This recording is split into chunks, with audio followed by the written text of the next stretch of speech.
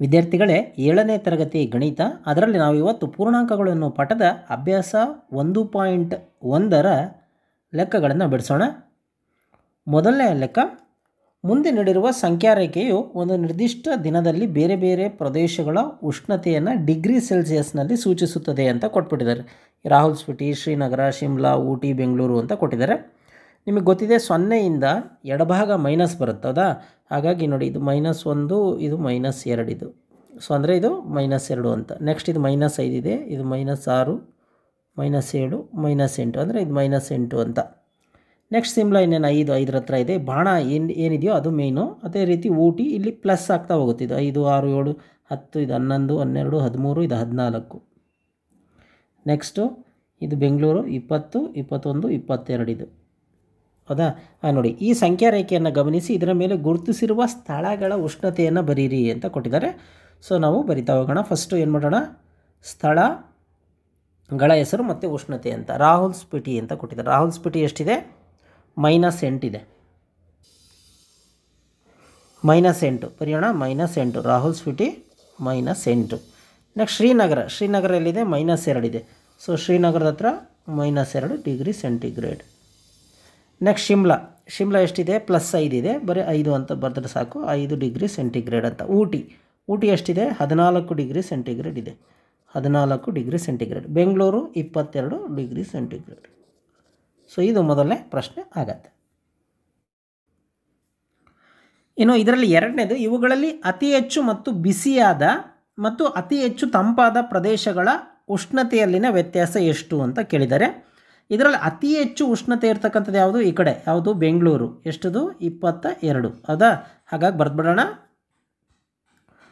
ಅತಿ ಹೆಚ್ಚು ಬಿಸಿಯಾದ ಪ್ರದೇಶವಾದ ಬೆಂಗಳೂರಿನ ಉಷ್ಣತೆ ಎಷ್ಟು? 22 ಡಿಗ್ರಿ ಸೆಂಟಿಗ್ರೇಡ್. ಹೌದಾ? ನೆಕ್ಸ್ಟು ಅತಿ ತಂಪಾದ ಅಂದರೆ ಈ ಕಡೆ. ಹೌದಾ? ಯಾವುದು? ರಾಹುಲ್ ಸ್ಪಿಟಿ. ಎಷ್ಟದು? -8. ಹೌದಾ? -8 ಅದು ಬರೆಯೋಣ. ಅತಿ ಹೆಚ್ಚು ತಂಪಾದ ಪ್ರದೇಶವಾದ ರಾಹುಲ್ ಸ್ಪಿಟಿಯ ಉಷ್ಣತೆ ಎಷ್ಟು? -8 ಡಿಗ್ರಿ ಸೆಂಟಿಗ್ರೇಡ್. ಸೊ ಹಾಗಾಗಿ ಈಗ ವ್ಯತ್ಯಾಸ ನಿಮಗೆ ಗೊತ್ತಿದೆ ಮಾಡೋದು. ಏನು? 22 ಮೈನಸ್ ಕಳಿಬೇಕಲ್ವಾ, -8. ಈಗ ನೋಡಿ 22 -× +8. ಅದ ಈಗ 22 8 ಎಷ್ಟು? 30 ಡಿಗ್ರಿ ಸೆಂಟಿಗ್ರೇಡ್. ಹಾಗಾದರೆ ವ್ಯತ್ಯಾಸ ಎಷ್ಟು? ಅತಿ ತಂಪಾದ ಮತ್ತು ಅತಿ ಬಿಸಿಯಾದ ಪ್ರದೇಶಗಳ ನಡುವಿನ ವ್ಯತ್ಯಾಸ 30 ಡಿಗ್ರಿ ಸೆಂಟಿಗ್ರೇಡ್ ಆಗಿದೆ. ಮುಂದಿನ ಪ್ರಶ್ನೆ, ರಾಹುಲ್ ಸ್ಪಿಟಿ ಮತ್ತು ಶ್ರೀನಗರ ಈ ಎರಡೂ ಪ್ರದೇಶಗಳ ಉಷ್ಣತೆಯಲ್ಲಿನ ವ್ಯತ್ಯಾಸ ಎಷ್ಟು? ರಾಹುಲ್ ಸ್ಪಿಟಿ ಅಂತ ಕೇಳಿದ್ದಾರೆ. ಎಷ್ಟದು? -8. ನೆಕ್ಸ್ಟು ಶ್ರೀನಗರ ಎಲ್ಲಿದೆ? ಇಲ್ಲಿದೆ. ಎಷ್ಟಿದು? 0, ಇದು 1, ಇದು 2, ಎಂತ 2? -2. ಹೌದಾ? ಈಗ ಫಸ್ಟು ನಾವು ಬರ್ಕೊಳ್ಳೋಣ. ಯಾವುದು? ರಾಹುಲ್ ಸ್ಪಿಟಿಯ ಉಷ್ಣತೆ -8 ಡಿಗ್ರಿ ಸೆಂಟಿಗ್ರೇಡ್. ನೆಕ್ಸ್ಟ್ ಶ್ರೀನಗರದ ಉಷ್ಣತೆ ಎಷ್ಟು? -2 ಡಿಗ್ರಿ ಸೆಂಟಿಗ್ರೇಡ್. ಈಗ ವ್ಯತ್ಯಾಸ ನೋಡಿ, ವ್ಯತ್ಯಾಸ ಕೇಳಿರೋದ್ರಿಂದ ಫಸ್ಟ್ ಏನು ಬರ್ಕೊಳ್ಳೋಣ? -8 -2. ಹೌದಾ? ಈಗ -8 ನೋಡಿ, -× ಪ್ಲಸ್. ಹೌದಾ? ಈಗ 2. ಈಗ ಒಂದು ಕಡೆ ಪ್ಲಸ್ ಇದೆ, ಒಂದು ಕಡೆ ಮೈನಸ್ ಇದೆ. ಏನು ಮಾಡಬೇಕು? ಕಳಿಬೇಕು. 8ರಲ್ಲಿ 2 ಹೋದರೆ 6. ಹೌದಾ? ದೊಡ್ಡ ಸಂಖ್ಯೆ ಯಾವುದು? 8 ಪಕ್ಕ ಏನಿದೆ? ಮೈನಸ್ ಇದೆ. ಸೊ ಹಾಗಾಗಿ -6 ಡಿಗ್ರಿ ಸೆಂಟಿಗ್ರೇಡ್. ರಾಹುಲ್ ಸ್ಪಿಟಿ ಮತ್ತು ಶ್ರೀನಗರ ಎರಡೂ ಪ್ರದೇಶಗಳ ಉಷ್ಣತೆ ಎಷ್ಟು? -6 ಡಿಗ್ರಿ ಸೆಂಟಿಗ್ರೇಡ್ ಆಗಿದೆ. ನೆಕ್ಸ್ಟ್ ಡಿ, ಶ್ರೀನಗರ ಮತ್ತು ಶಿಮ್ಲಾ ಈ ಎರಡೂ ಪ್ರದೇಶಗಳ ಒಟ್ಟಾರೆ ಉಷ್ಣತೆಯು ಶಿಮ್ಲಾದ ಉಷ್ಣತೆಗಿಂತ ಕಡಿಮೆ ಎಂದು ಹೇಳಬಹುದೇ? ಅದರಂತೆ ಈ ಉಷ್ಣತೆಯು ಶ್ರೀನಗರದ ಉಷ್ಣತೆಗಿಂತ ಕಡಿಮೆ ಇದೆಯೇ ಅಂತ ಕೇಳಿದ್ದಾರೆ. ಈಗ ನೋಡಿ, ಶ್ರೀನಗರ ಮತ್ತು ಶಿಮ್ಲಾ ಈ ಎರಡೂ ಪ್ರದೇಶಗಳ ಒಟ್ಟಾರೆ ಉಷ್ಣತೆ. ಶ್ರೀನಗರ ಎಲ್ಲಿದೆ? ಇಲ್ಲಿದೆ. ಶ್ರೀನಗರ ಎಷ್ಟಿದು? ಇದು -1 -2. ಹೌದಾ? ಶ್ರೀನಗರದ್ದು -2. ಮೊತ್ತ ಒಟ್ಟಾರೆ ಅಂದರೆ ಪ್ಲಸ್. ಹೌದಾ? ನೆಕ್ಸ್ಟ್ ಶಿಮ್ಲಾ ಎಲ್ಲಿದೆ? ನೋಡಿ, ಶಿಮ್ಲಾ ಇಲ್ಲಿದೆ. ಎಷ್ಟಿದು? 5 ಇದು. ಎಂಥ 5? +5. ಹೌದಾ? +5 ಡಿಗ್ರಿ ಸೆಂಟಿಗ್ರೇಡ್. ಹಾಗಾಗಿ ನೋಡಿರಿ, 5ರಲ್ಲಿ 2 ಹೋದರೆ 3. ಹೌದಾ? ಸೊ +3 ದೊಡ್ಡ ಸಂಖ್ಯೆ ಪ್ಲಸ್ ಇದೆ, ಹಾಗಾಗಿ +3 ಅಂದರೆ 3 ಡಿಗ್ರಿ ಸೆಂಟಿಗ್ರೇಡ್ ಆಗುತ್ತೆ. ಯಾವುದು? ಶ್ರೀನಗರ ಮತ್ತು ಶಿಮ್ಲಾ ಎರಡೂ ಪ್ರದೇಶಗಳ ಒಟ್ಟಾರೆ ಉಷ್ಣತೆ. ಈಗ ನೆಕ್ಸ್ಟ್ ಬರೀ ಶಿಮ್ಲಾದ್ದೇ ತಗೊಂಡ್ರೆ ಎಷ್ಟಾಗುತ್ತೆ? ಶಿಮ್ಲಾದ್ದು 5 ಡಿಗ್ರಿ ಸೆಂಟಿಗ್ರೇಡ್ ಇದೆ. ಹೌದಾ? 5 ಡಿಗ್ರಿ ಸೆಂಟಿಗ್ರೇಡ್ ಇದೆ. ಸೊ ಇವರೇನು ಕೇಳಿದ್ದಾರೆ? ಈ ಶ್ರೀನಗರ ಮತ್ತು ಶಿಮ್ಲಾ ಎರಡೂ ಪ್ರದೇಶದ ಒಟ್ಟಾರೆ ಉಷ್ಣತೆಯು ಶಿಮ್ಲಾದ ಉಷ್ಣತೆಗಿಂತ ಕಡಿಮೆ ಇದೆ ಅಂತ ಹೇಳಬಹುದೇ ಅಂತ ಕೇಳಿದ್ದಾರೆ. ಹೌದು. ಸೊ ಹಾಗಾಗಿ ಇಲ್ಲಿ ನೋಡಿ 5 ಡಿಗ್ರಿ ಸೆಂಟಿಗ್ರೇಡ್ ಏನಿದೆ ಇದು 3 ಡಿಗ್ರಿ ಸೆಂಟಿಗ್ರೇಡ್ಗಿಂತ ದೊಡ್ಡದು. ಹಾಗಾಗಿ ನಾವೇನಂತ ಹೇಳ್ಬೋದು, ಶ್ರೀನಗರ ಮತ್ತು ಶಿಮ್ಲಾ ಎರಡೂ ಪ್ರದೇಶಗಳ ಒಟ್ಟಾರೆ ಉಷ್ಣತೆಯು ಶಿಮ್ಲಾದ ಉಷ್ಣತೆಗಿಂತ ಕಡಿಮೆ ಇದೆ ಅಂತ ಹೇಳ್ಬೋದು ಅಂತ ನಾವು ಬರಿಬೋದಾಗತ್ತೆ. ನೆಕ್ಸ್ಟ್ ಅದೇ ರೀತಿ ಎರಡನೇದು ನಾವು ಮಾಡೋಣ. ಅದರಂತೆ ಈ ಉಷ್ಣತೆಯು ಶ್ರೀನಗರದ ಉಷ್ಣತೆಗಿಂತ ಕಡಿಮೆ ಇದೆಯೇ ಅಂತ ಕೇಳಿದ್ದಾರೆ. ಅಂದರೆ ಇವೆರಡು ಒಟ್ಟಾರೆ ಉಷ್ಣತೆ ಕೇಳಿದ್ದಾರೆ. ಫಸ್ಟ್ ನಾವೇನು ಮಾಡೋಣ, ಶ್ರೀನಗರದ ಉಷ್ಣತೆ ಬರ್ಕೊಳ್ಳೋಣ. ಶ್ರೀನಗರದ ಉಷ್ಣತೆ ಏನಿದೆ, ಶ್ರೀನಗರದ ಉಷ್ಣತೆ -2 ಡಿಗ್ರಿ ಸೆಂಟಿಗ್ರೇಡ್ ಇದೆ. ಹೌದಾ. ಇನ್ನು ಇದರ ಒಟ್ಟಾರೆ ಉಷ್ಣತೆ ಏನಿದೆ, ಇದು ಒಟ್ಟಾರೆ ಉಷ್ಣತೆ ಇಲ್ಲಿ ಬಂತಲ್ಲ 3 ಡಿಗ್ರಿ ಸೆಂಟಿಗ್ರೇಡ್. ಸೊ ಹಾಗಾಗಿ ಇಲ್ಲಿ ಈ 3 ಡಿಗ್ರಿ ಸೆಂಟಿಗ್ರೇಡ್ ಏನಿದೆ ಅದು ಈ -2 ಡಿಗ್ರಿ ಸೆಂಟಿಗ್ರೇಡ್ಗಿಂತ ದೊಡ್ಡದು. ಸೊ ಹಾಗಾಗಿ ನಾವೇನು ಹೇಳ್ಬೋದು, ಶ್ರೀನಗರ ಮತ್ತು ಶಿಮ್ಲಾ ಎರಡೂ ಪ್ರದೇಶಗಳ ಒಟ್ಟಾರೆ ಉಷ್ಣತೆಯು ಶ್ರೀನಗರದ ಉಷ್ಣತೆಗಿಂತ ಕಡಿಮೆ ಇಲ್ಲ ಅಂತ ನಾವು ಹೇಳ್ಬೋದು. ಎರಡನೇ ಪ್ರಶ್ನೆ, ಒಂದು ರಸಪ್ರಶ್ನೆ ಕಾರ್ಯಕ್ರಮದಲ್ಲಿ ಸರಿಯಾದ ಉತ್ತರಗಳಿಗೆ ಧನಾತ್ಮಕ ಅಂಕಗಳನ್ನು ಅಂದರೆ ಪಾಸಿಟಿವ್ ಅಂಕಗಳನ್ನು ಮತ್ತು ತಪ್ಪಾದ ಉತ್ತರಗಳಿಗೆ ಋಣಾತ್ಮಕ ಅಂಕಗಳನ್ನು ನೀಡಲಾಗುತ್ತೆ. ಜಾಕ್ ಅನುಕ್ರಮವಾಗಿ 5 ಸುತ್ತುಗಳಲ್ಲಿ ಪಡೆದ ಅಂಕಗಳು 25, -5, -10, 15 ಮತ್ತು 10 ಆದರೆ ಅವನ ಅಂತಿಮ ಅಂಕ ಎಷ್ಟು ಅಂತ ಇವನು ಕೂಡಿಬಿಟ್ರೆ ಆಯ್ತು ಸಿಂಪಲ್ ಆಗಿ. ಸೊ ನಾವು ಫಸ್ಟ್ ಏನು ಮಾಡ್ಕೊಳ್ಳೋಣ, ಜಾಕ್ ಅನುಕ್ರಮವಾಗಿ 5 ಸುತ್ತುಗಳಲ್ಲಿ ಪಡೆದ ಅಂಕಗಳು ಬರ್ಕೊಳ್ಳೋಣ. ಎಷ್ಟು, 25, -5, -10, 15 ಮತ್ತು 10 ಅಂತ. ಈಗ ಅವನ ಅಂತಿಮ ಅಂಕ, ಜಾಕ್ ಪಡೆದ ಒಟ್ಟು ಅಂಕ, ಹೌದಾ. ಈಗ ಬರ್ಕೊಂಬಿಡೋಣ. ಫಸ್ಟ್ ಯಾವುದು, 25 ಪ್ಲಸ್ ಇದು -5 ಇದೆ, ಇದು ಪ್ಲಸ್ ಇವನ್ನೆಲ್ಲ ಕೂಡಬೇಕಲ್ಲ, ಹಂಗಾಗಿ -10 ಪ್ಲಸ್ ಇದು 15 ಇದನ್ನು ಹಾಗೆ ಬರ್ಕೋಬೋದು, ಇದು ಅಷ್ಟೇ ಹಾಗೆ ಬರ್ಕೋಬೋದು. ಈಗ ಚಿಹ್ನೆಗಳನ್ನು ಗುಣಾಕಾರ ಮಾಡೋಣ. 25 ಸೊ ಪ್ಲಸ್ ಇಂಟು ಮೈನಸ್ -5, ಹೌದಾ. ಇದು ಪ್ಲಸ್ ಇಂಟು ಮೈನಸ್ -10, ಇದು 15, ಇದು 10. ಸೊ ಈಗ ನಾವೇನು ಮಾಡೋಣ, ಫಸ್ಟ್ ಮೈನಸ್ ಇರೋವನ್ನೆಲ್ಲ ಕೂಡ್ಕೊಂಬಿಡೋದು. ನೋಡಿ ಇದು -5 ಇದೆ, -10 ಇದೆ, ಕೂಡಿದ್ರೆ ಎಷ್ಟಾಯಿತು, -15 ಆಯಿತು. ಇದು 15, 10 ಕೂಡಿದ್ರೆ ಎಷ್ಟಾಯಿತು, ಇದು 25 ಆಯಿತು. ಈಗ ಯಾವುದಾದ್ರೂ ಎರಡು ಮಾಡೋಣ. ನೋಡಿ 25ರಲ್ಲಿ 15 ಹೋದರೆ 10, ಎಂಥ 10 +10, ಕಾರಣ 25 ಪಕ್ಕ ಪ್ಲಸ್ ಇದೆ, ಹಂಗಾಗಿ +10. ನೆಕ್ಸ್ಟ್ ಈ 25 ಉಳ್ಕೊಳ್ತು. ಈಗ 25, 10 ಕೂಡಿದ್ರೆ 35. ಹಾಗಾದರೆ ಜಾಕ್ ಪಡೆದ ಒಟ್ಟು ಅಂಕ ಎಷ್ಟು, 35 ಅಂಕಗಳು ಆಗಿದೆ. ಮೂರನೇ ಪ್ರಶ್ನೆ, ಶ್ರೀನಗರದಲ್ಲಿ ಸೋಮವಾರ ಉಷ್ಣತೆಯು -5 ಡಿಗ್ರಿ ಸೆಂಟಿಗ್ರೇಡ್ ಇದ್ದು ಮಂಗಳವಾರ 2 ಡಿಗ್ರಿ ಸೆಂಟಿಗ್ರೇಡ್ನಷ್ಟು ಇಳಿಕೆ ಆಯಿತು. ಹಾಗಾದರೆ ಮಂಗಳವಾರ ಶ್ರೀನಗರದಲ್ಲಿ ಉಷ್ಣತೆ ಎಷ್ಟು? ಬುಧವಾರದಂದು ಈ ಉಷ್ಣತೆ 4 ಡಿಗ್ರಿ ಸೆಂಟಿಗ್ರೇಡ್ನಷ್ಟು ಏರಿಕೆ ಆಯಿತು. ಹಾಗಾದರೆ ಬುಧವಾರದ ಉಷ್ಣತೆ ಎಷ್ಟು ಅಂತ ಕೇಳಿದ್ದಾರೆ. ಈಗ ನಾವೇನು ಮಾಡೋಣ, ಮೊದಲಿಗೆ ಶ್ರೀನಗರದಲ್ಲಿ ಸೋಮವಾರದ ಉಷ್ಣತೆ ಎಷ್ಟಿತ್ತು ಅಂತ ಬರ್ಕೊಳ್ಳೋಣ. ಎಷ್ಟಿದೆ, -5 ಡಿಗ್ರಿ ಸೆಂಟಿಗ್ರೇಡ್ ಇದೆ, ಅದನ್ನು ಬರ್ಕೊಳ್ಳೋಣ. -5 ಡಿಗ್ರಿ ಸೆಂಟಿಗ್ರೇಡ್ ಅಂತ, ಹೌದಾ. ಹಾಗಾದರೆ ಮಂಗಳವಾರ ಎಷ್ಟು ಇಳಿಕೆ ಆಯಿತು? ಮಂಗಳವಾರ ಇಳಿಕೆಯಾದ ಉಷ್ಣತೆ ಎಷ್ಟಿದೆ, 2 ಡಿಗ್ರಿ ಸೆಂಟಿಗ್ರೇಡ್.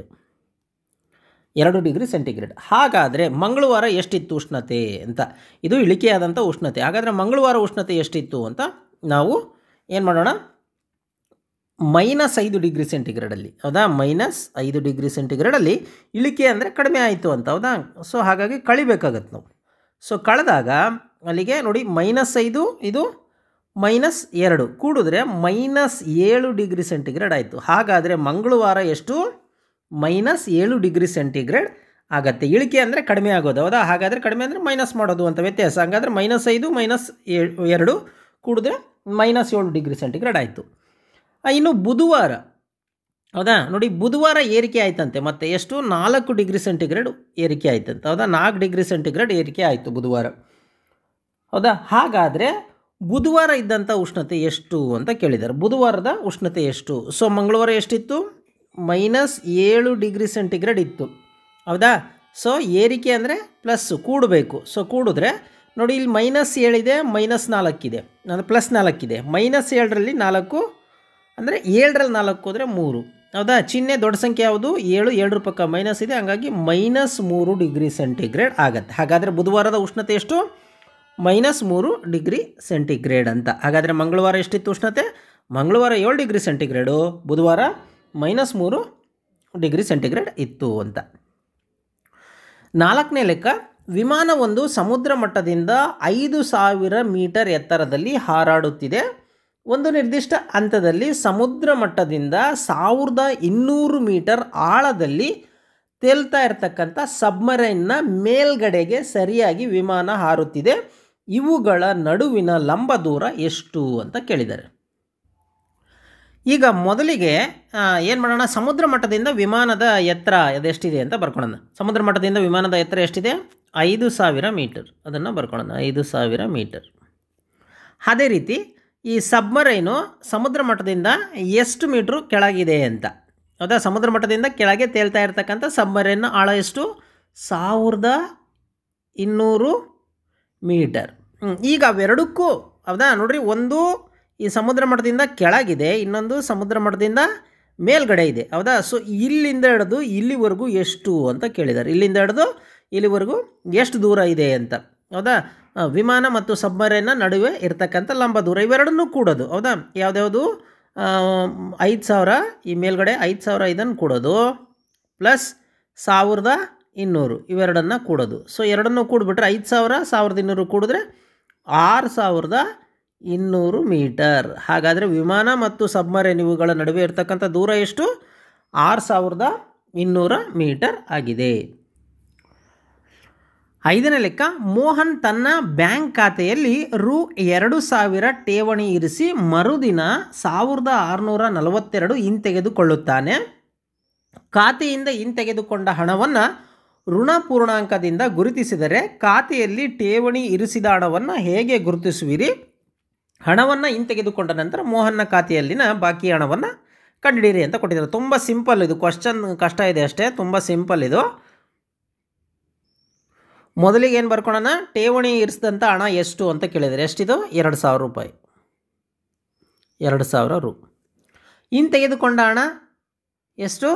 1642. ಸೊ ಹಾಗಾದರೆ ಇದನ್ನು ಋಣಪೂರ್ಣಾಂಕದಿಂದ ಗುರುತಿಸಿದ್ದಾರೆ ಅಂತ, ಅಂದರೆ ಋಣಪೂರ್ಣ ಮೈನಸ್ಸಿಂದ ಗುರುತಿಸಿದ್ದಾರೆ ಅಂತ. ಸೊ ಹಾಗಾದರೆ ಹಣವನ್ನು ಹಿಂತೆಗೆದುಕೊಂಡ ನಂತರ ಎಷ್ಟು ಉಳಿಯುತ್ತೆ ದುಡ್ಡು ಅಂತ. ಹೌದಾ, ಅಂದರೆ ಕಳೆಯೋದಷ್ಟೇ, ವ್ಯತ್ಯಾಸ, ಇವುಗಳ ವ್ಯತ್ಯಾಸ. ಸೊ ಹಾಗಾದರೆ ಉಳಿದ ಹಣ ಕಳೆದು ಬಿಡೋಣ. ಎಷ್ಟು ನೋಡು, 0ಯಲ್ಲಿ 2 ಹೌದಾ ಹೋಗೋದಿಲ್ಲ, ಹಂಗಾಗಿ ದಶಕ ತೆಗೆದುಕೊಳ್ಳೋಣ. ಎಷ್ಟಾಯಿತು? 10 ಆಯಿತು. 10ರಲ್ಲಿ 2 ಹೋದರೆ 8. ನೆಕ್ಸ್ಟು ಇಲ್ಲಿ 9 ಆಯಿತು. 9ರಲ್ಲಿ 4 ಹೋದರೆ 5. ನೆಕ್ಸ್ಟ್ ಇಲ್ಲಿ 9ರಲ್ಲಿ 6 ಹೋದರೆ 3. ನೆಕ್ಸ್ಟ್ ಇಲ್ಲಿ 1 ಇದೆ, 1ರಲ್ಲಿ 1 ಹೋದರೆ 0. ಸೊ 358 ರು ಬರುತ್ತೆ. ಸೊ ಹೌದಾ, ಹಾಗಾಗಿ ನಾವೇನಂತ ಬರೆಯೋಣ, ಹಣವನ್ನು ಹಿಂತೆಗೆದುಕೊಂಡ ನಂತರ ಮೋಹನ್ನ ಖಾತೆಯಲ್ಲಿನ ಬಾಕಿ ಹಣ ಎಷ್ಟು?